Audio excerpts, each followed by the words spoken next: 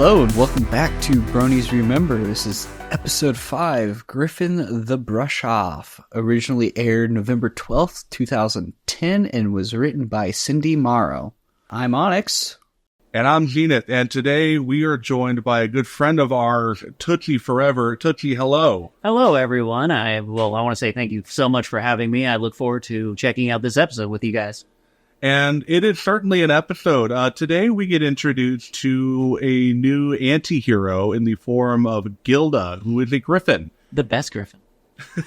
And the only one we will be seeing for a long time. Mm-hmm. Yeah, for, almost 4 seasons before we see another one? It's quite a while, and this particular episode, we see a lot of Pinky and Rainbow Dash going back and forth, pranking each other and other ponies in the town. But the main focus here is Gilda. And Gilda is very much a sort of hot-headed, very sort of aloof, full of herself type character who happens to know Rainbow Dash from many years before at Junior Speedster's flight camp. And she's, well, for lack of a better word, a bitch. I don't know. I got this poster about the My Little Pony villains from, you remember the old ones from, 2012, I think it was? Yeah, I remember that. On that poster, I was so annoyed when they included Gilda on that, because I never saw her as a villain. If anything, she was, for a better word, yes, she was a bitch, but she wasn't that bad of a bitch. Does that make sense? No, because she wasn't a hero in the same, she wasn't a villain in the same sense that, like Nightmare Moon or some of the other characters we'll see later on, but she's absolutely an anti-hero. She's just meant to be like a foil towards, basically, I guess her rival would be Pinkie Pie in this end. Well, she kind of serves to be a foil for both Pinky and Rainbow. Mm-hmm. Right. I kind of see Gilda more of like a flim-flam type antagonist character. Yeah. What I really like about Gilda, I like her personality. I get that she's more of like the rough bully type character, and I also like the dynamic where it has with her and Pinkie Pie, because obviously your new friends are not going to work alongside your old friends, at least some parts. I mean, I've had some experiences like that. Yeah, I've experienced that too. I think most of us have at some point or another. We all have that sort of childhood or like adolescent years kid in school who just kind of thinks they're better than everybody. And that's absolutely Gilda. But just disguised as a giant griffin, which I also got a really big soft spot for griffins. I love anything with Greek mythology. Oh, yeah. And a species. They're pretty cool. And it is actually kind of a shame that we don't see very many throughout the series. Mm-hmm. Yeah. But throughout this episode, we kind of learn more about Pinky and Rainbow Dash, because we find out, of course, this is where we learn that Pinkie Pie is very much a sort of happy-go-lucky prankster type character who doesn't really take life very seriously. No, she just does not care at all. Just does not care. What I really find charming about these earlier episodes for the first season is the fact that the main characters, they are friends, but they don't really know each other too well. And so, the first few minutes of this episode, we realized that Rainbow Dash is very annoyed by Pinkie Pie. And also, Twilight is also to the point where it's man, I don't really care. I just want to read my book. Yeah. Twilight's just absorbed in her books, as always, throughout the first 2 seasons, pretty much. Mm-hmm. Yeah, I mean, we can see that they've clearly bonded over their encounter in the Everfree Forest and with Nightmare Moon, but yeah, definitely have not yet developed very close friendships other than the ones that they already had prior to the series starting. Now, Rainbow Dash, on the other hand, we start to see that she's also a bit of a prankster. Yeah. We don't actually see a whole lot of later on. I know she has an ear in the earlier episodes, but I don't think that it was ever hinted until this episode that she was really a pranky person. Yeah, I mean, we can tell that she's another character that doesn't take life super seriously outside of her athletic capabilities. Yeah. Just kind of down for whatever happened to amuse her in the moment. But we don't see that very much really past these early seasons. They kind of start to focus more on her athletic capabilities and her goals. less Right. you know, 'Cause and I don't less of think this we get another personality. real prank episode until like season 7 or 8. I can't remember what episode that was. Slater, I think. At least that's the only one I remember that they ever bring it back up on. The only one that comes to mind for me. That episode. And God, that's a long ways away. Jesus. One thing I kind of wish this episode had more of was more of the main six, but I get it was more of like a Rambo and Pinkie Pie episode and featuring Twilight, but we almost never saw much of Applejack and Fluttershy. And I think, or my bad, Applejack, Rarity, and Fluttershy. And I think Fluttershy only had like, what? Other than 7 when they're words? getting pranked, really. Well, other than at the party at the end where we learned that Fluttershy is older than Pinkie by a year. And most, yeah, that was like the biggest thing that came from this episode. I don't know about that. Got the whole... We'll discuss this in a lot of later episodes, but a lot of really big fan content that came out of the early years are heavily influenced by even the smallest of details. Oh, yeah. Like, I think when we were just rewatching this episode, I was looking at every face. I'm like, I remember that being a meme. I remember that being a meme. I remember that being a meme. Like, you remember that? Oh yeah, all of the memes, all of the faces, all of the animation errors. But when you look at like animation and like really read fan fiction that have come out of the community, I, especially as I'm going back and rewatching season 1, I can't help but think of the things that appear in fanfics like Fallout Equestria. Mm-hmm. You know, Fallout Equestria, one of the most prominent factions are the Talons, and they are all Griffins. Yeah. And Fallout Equestria was finished long before we ever saw another Griffin character. For real? Oh, wow. I didn't know that. Yeah, that's true. Yeah, all we had to go on was just Gilda. One thing I remember was very nostalgic about this episode is when we were just rewatching it, every sound clip that was hailed, like mostly with Pinkie Pie doing her hiccups, I remembered I don't know what music videos they were, but it's where they take sound clips and like make them high pitch and like, what kind of genre of music is that? Because that's what I would remember from this episode. Oh, God. You know what I'm talking about, right? Yeah, I know what you're talking about, but I'm completely blanking on like the name for it. I could never remember the name for it other than it was just sound clip music videos. Yeah. No, isn't there even a name for that? I don't actually know. I have no idea. Because like I can hear it in my head, right? Like I know exactly what you're talking about. Yeah. It's like when Pinkie Pie doing hiccups, that part is used a lot in PMVs. Yeah, it's almost like meme music, but it's not quite to that degree. Yeah.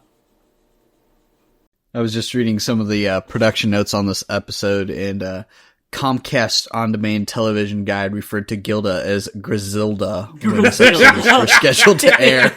Griselda. It's actually not a bad name, to be honest. That's amazing. Hub World's listing of the episode also referred to Gilda as Griselda. And Griselda was Gilda's original name and was used in an audition script for Apple Bloom. Really? Interesting. Yeah, according to the production notes on this episode. And then another production note was in 2012, Lauren Faust stated that Gilda's meanness towards ponies was an intentional reflection of how Faust thought many people had a contempt for little girls' toys. Okay, that's interesting. That's a very nice little insert. That is certainly a take, but it's not entirely wrong. I mean, could we actually make the argument that Lauren Faust's OC is Gilda? Screw the Faust decor. No, it's just Gilda now. It's Gilda. Her OC's got to be a Griffin now with the personality of Gilda. Man, I actually could see this in the episode though. I get what she was referring to though.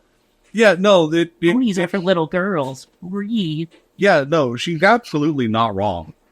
And for the time period that this came out, it was really not even that hot of a take, but it was a viewpoint that most people weren't really talking about either. Yeah. One thing I would say personally, not to interrupt, but I would say personally that this show helped sort of really push those sort of social boundaries with regard to merchandise and what's socially acceptable for little boys and little girls to interact with as far as toys and whatnot. Because this is all 2010. Adults. Mm-hmm. Yeah, just adults buying kids' toys. I mean, yeah, especially that. I mean, especially that. But like even for the target audience, this came out in 2010, and gender norms back then were still pretty rigid. And I think I'm not saying this is the only show to influence that, but I would say this is one of the bigger ones to have done so. Mm. Right, because currently we've got a lot more shows that have kind of taken that inspiration that we got from Generation 4. The influence is kind of big. I mean, we've got so many different shows now that do that sort of like blending of stereotypes and kind of really blur the lines between, is this meant for kids? Is this meant for adults? Is this meant for little girls? Is this meant for little boys? Those lines have not been very rigid for years, and that is especially true now. Yeah. My Little Pony is, I would say, one of the first shows to really like kind of tackle it on head on. Does that make sense? I would say it is one of the ones that not necessarily tackle it head on, but it was one of the ones that came out of a franchise traditionally marketed towards a certain demographic and decided to challenge that. Because, of course, for years before, we've had, like, Pokemon, right? Yeah. That was very much just kind of for everybody from the beginning. Yeah. Yeah. I would say Friendship is Magic tackled it in more of, like, the sense, like, oh, this isn't just a little girl show. It's meant for more than just that. Yeah, you can even Laura about it that it was more for, families rather than just little girls. Right. And I think that shows in the writing. Where it's definitely more of a family show than just a toy show. Well, even in this episode, there's a whole montage of them pranking the different characters of the main six. And there's so many different callbacks to, like, Looney Tunes or to, like, older cartoons from, like, our generation when we were growing up. And the references. Right. Lots of references. Just all of the little references, the little animation quirk that you would have been seen in those older cartoons, that we could appreciate. I would say that even from the beginning, this show absolutely challenged those sorts of, stereotypes and norms. I would have to say that this is definitely one of my favorite episodes just because I'm a sucker for Griffins. I like anything with, like, Greek mythology in it. And I hate the fact because I see a lot of myself in Gilda, which is why I can't hate her. Because then I just hate myself. Because I used to act like this all the time when I first found out about bronies and stuff. Because I would basically be like Gilda and kind of like, oh man, I don't really like these. Like, I don't think I went to the extent of like insulting them in public though, but I just hate that. I kind of had the same feeling when I first found out about it, especially when my close friend started, like, I'd hang out with him at his house after, like, school or whatever. And I just started noticing that he'd have little, like, My Little Pony things here and there, and I was like, the heck is wrong with you, bro?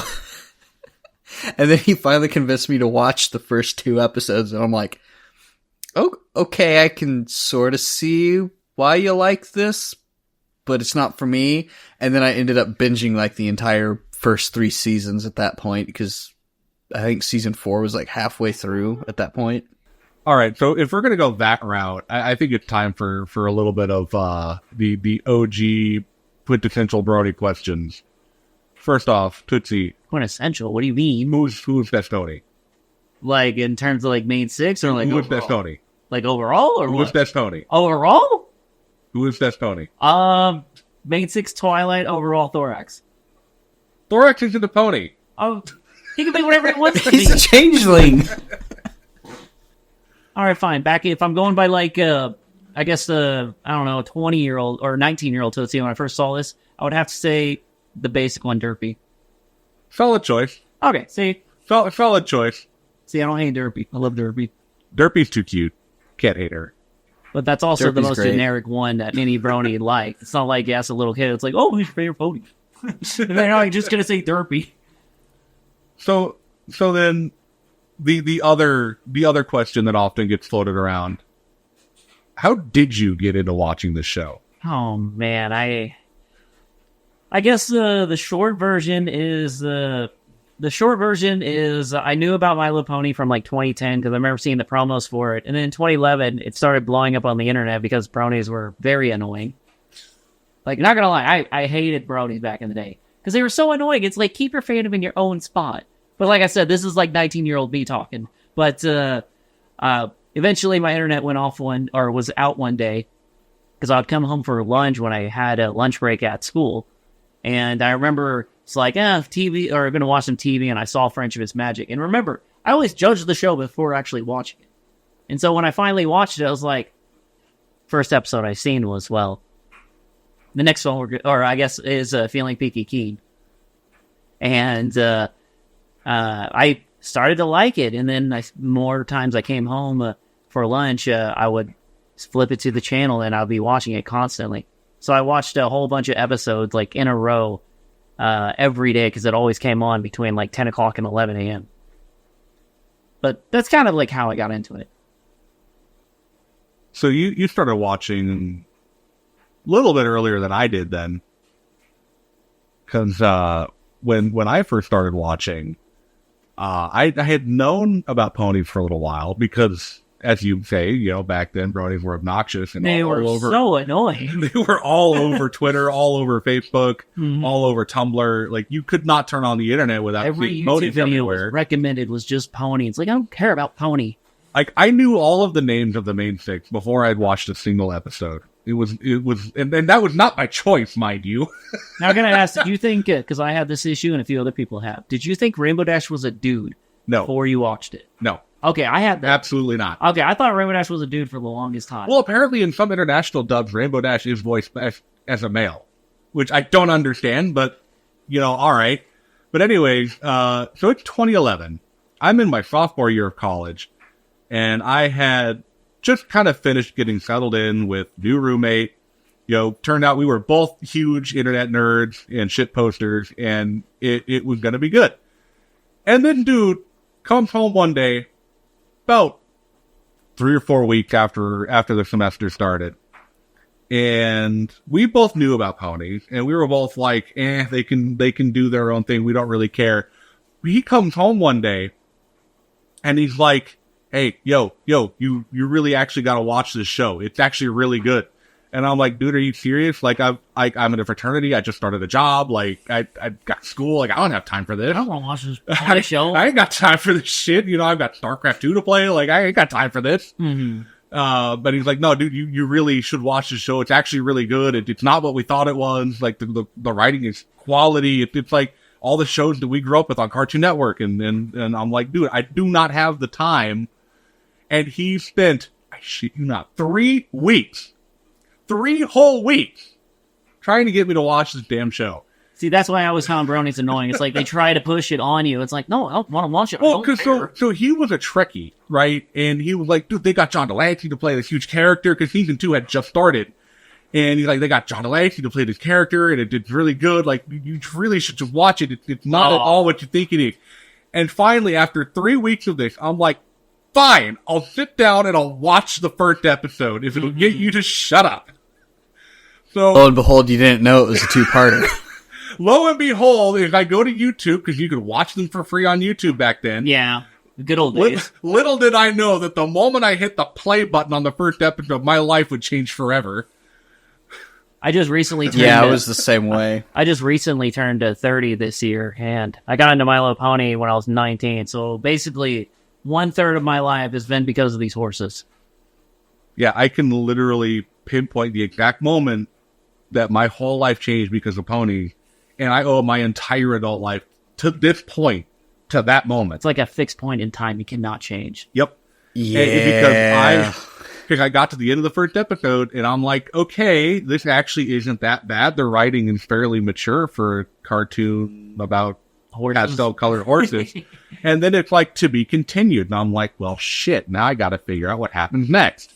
So I watched the second episode. I hate those episodes. It's like, to be continued. And you're like, God damn it, I didn't want to watch the next one. Yeah. So we get to the second episode, and we get to the ending, and I'm like, all right, that was a thing. Where do they go from here? Next thing I know, I got to be at work at 15 minutes. I'm 6 episodes deep, and I binged the entire first season that week. Oh, I thought you meant Yeah, I like was you the like same- stayed home. I And was it's the like, same sorry, I'm way. gonna be late. I'm not gonna be able to make this. No, I wasn't that bad. But I did binge the entire first season that week, and I got caught up before the new episode dropped that weekend, and I've been hooked ever since. And that was 2011. I think it's been 12 years. So, damn, I just 12 whole years. I keep thinking 2011 was only like a couple of years back. But no, I forgot we're in 2023 now. I can feel the gray hair. Soon to be growing. 2024. Oh, at least you have gray hair. I'm going bald.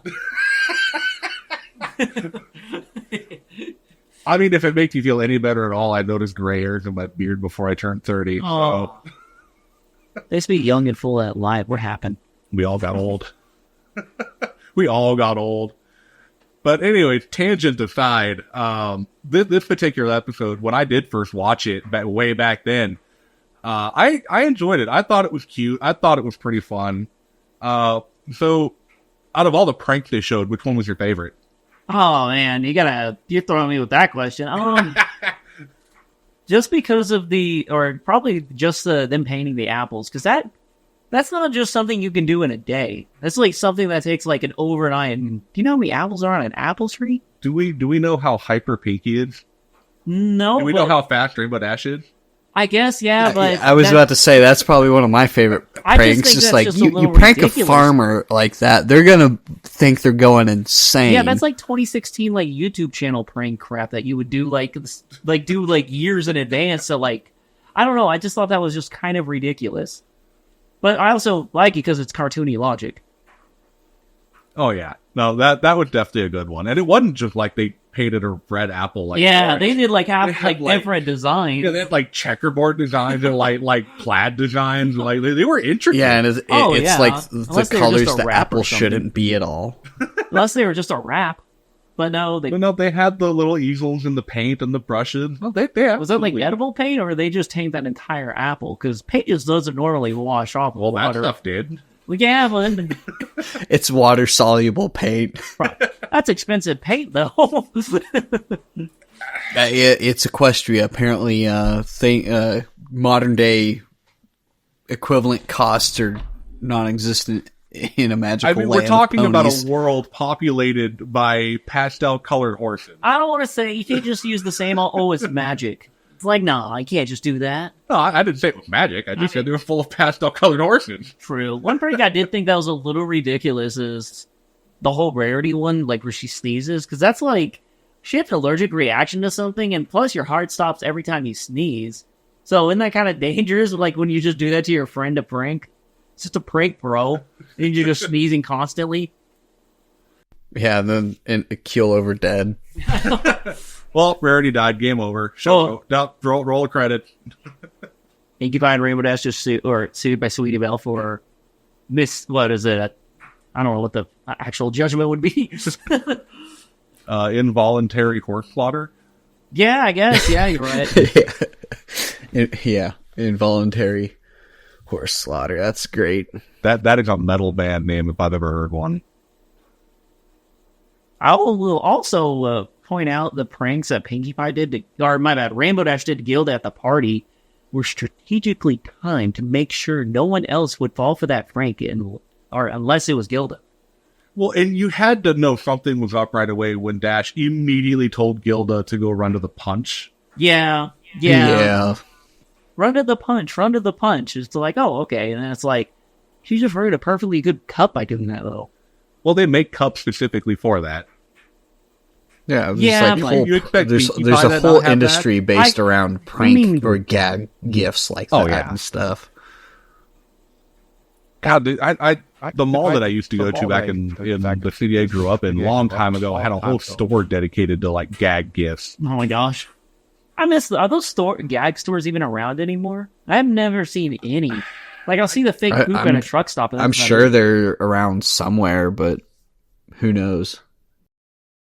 Nowhere I've been recently, at least. I'll see like the fake poop and the fake gum every now and then at a truck stop. But other than that, I don't really see like an actual store for pranks. I'm gonna Google this real quick. I'll be back. Yeah, because I mean, you'll go to like hobby stores and they've got like a little gag section. You get the snake can and you get like the fake soda cans or whatnot. But I don't know if there's like dedicated stores for that anymore. My favorite prank was always the buzzard hand.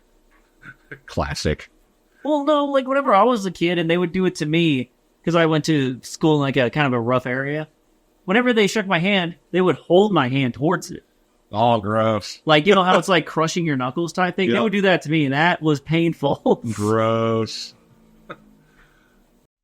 Okay, just a basic Google search shows that pretty much if you want prank or gag gifts, it's all order it online or find it at like Walmart or Amazon or whatever. I figured. Doesn't seem to be any physical stores. I want to go to an actual store. That's not as fun. It's lame. Get out of here, it's Amazon. not. Nobody cares. It's always fun to go into those little like kooky shops that it's just like everything's themed around one specific thing. One thing about this episode that I remember everybody hating when it came out is like they hated the fact like, oh, Gilda like yelled at Fluttershy. Do you remember that being like such a huge deal back in the day? Because I remember so many people would go on large rants about how they hated Gilda because, oh, you scared Fluttershy. Yeah, I had to dig deep into the mental repository but yeah. No, I do remember that now. That was actually one of my favorite scenes because I'm going to sound like such a terrible person, but I never liked Fluttershy or Pinkie Pie when I first started watching the show. Yeah, I've never been a big on the shy characters or the same over here. Hyper active characters. I never hated Shy. I found her annoying sometimes, but Pinkie I couldn't stand. Yeah, Pinkie was just like, Pinkie Pie had her moments. Fluttershy, I recognized her character trait. Oh, she's going to be the shy one that's always like shy and sad and has to overcome. Because all of her episodes were always going to be the same. And lo and behold, they were for at least the first seasons, but Yeah. it was just really annoying. So I honestly didn't really care that Gilda yelled at her. The one famous meme that spawned from that with Fluttershy holding all the knives. Oh, fried chicken! You ready for fried chicken? Yep. Oh, butterfly knife. That was a great one. It's like, gosh, you mean I do feel old now. Oh, man. What would you rate this episode, though? We haven't done episode ratings. We're taking notes for things we should do in later seasons. One of the things we're considering doing is reading, like going to the wiki and reading like fan comments. Oh, you can get a whole bunch of 12-year-olds on that. Well, spoiler alert: we already did a recording with somebody else, and they pulled up some comments on the official wiki, and we went down a bit of a rabbit hole with that. Oh, well, that sounds terrible. It was great. It was fun. It was certainly a time. But yeah, overall, if I had to rate this one, I'd probably give it like a 6.5. It's a solid, fun episode, and it certainly did influence a lot of early fan material, but it doesn't leave a huge, lasting impression on me personally. Probably just because I'm not a huge Pinkie fan. So yeah, I'd give it like a 6.5. Okay, yeah, that's not bad. I would agree with that. 6.5 sounds reasonable for this episode. Maybe I'm a little too soft because I got a nostalgia soft spot for this episode, but I would probably give it probably a 7 because it is the first episode that introduced Griffins. Or it was I love anything mythology, and I like that we got a new species because I always got criticized for you like every species except for ponies. No, I just think the other species are cool in Friendship is Magic. Yeah, I mean, we're only 5 episodes in, and other than Spike, we get introduced to other non-equine species really quick. I also I love the character dynamic between Pinkie Pie and Rainbow Dash because, like we said earlier, they weren't really the closest friends back in these earlier seasons. They were more of still getting to know each other. And I don't know, I like that because it's you don't see that anymore. You don't see that after season 1. Really, after season 2, a lot of those interactions just kind of go away. Yeah, they're the best of friends. But I don't know, I'd give it a 7. I like this episode, but I'm also biased towards it because, I really like it. Nah, it's a solid episode. Definitely on my top 10. I don't even think I could put together a top 10. Yeah, that would be real hard for me too. I mean, 9 seasons to go through. Oof. I mean, you could barely even fit one episode from each season on a top 10. Technically 7 if you don't really like season 8 or 9. I actually like season 9. I like season 8. Season 9 was, I would say about half of it was good and the other half was just filler.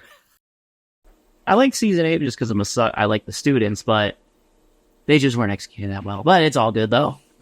We have a ways to get to those. Before. Yeah, that's a long ways off. Yeah, I'll be here in 2030 when you guys finally get to it.